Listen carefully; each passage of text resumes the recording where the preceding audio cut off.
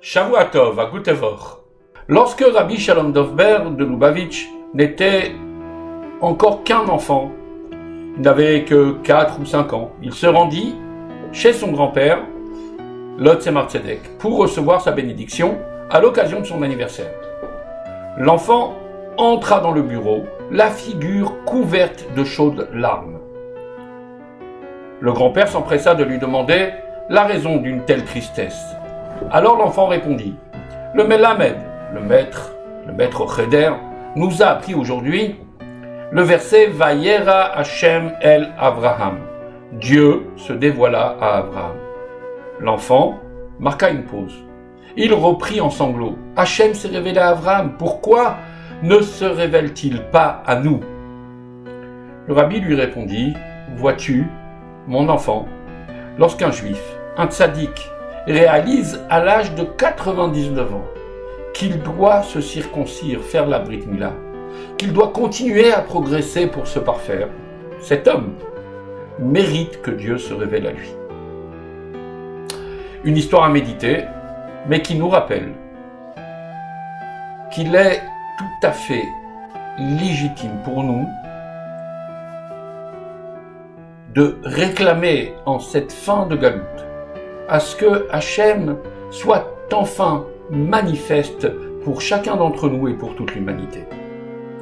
C'est pour cela que je voudrais lier ce premier récit à cette deuxième histoire que j'ai choisie pour vous. Lorsque Rabbi Dovber de Lubavitch, le deuxième rabbi, le fils de Rabbi Shneur Zalman, était jeune, il habitait dans la même maison que son père, Rabbi Shneur Zalman. Rabbi Dovber et sa famille occupaient le rez-de-chaussée et Rabbi Shneur Zalman vivait à l'étage. Une nuit, alors que Rabbi Dovber était profondément absorbé par son étude, son petit bébé se mit à pleurer. Il ne l'entendit pas.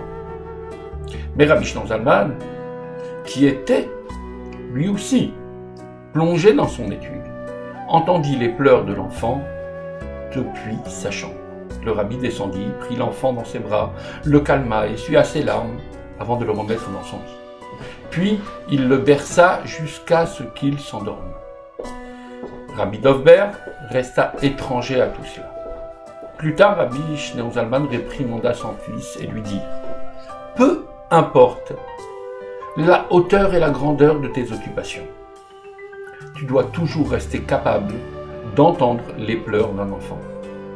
Alors osons ce soir, nous aussi, nous devons nous adresser à Dieu et lui dire que peu importe ses hautes préoccupations, il ne doit pas rester indifférent aux pleurs du peuple juif qui réclame la Géoula.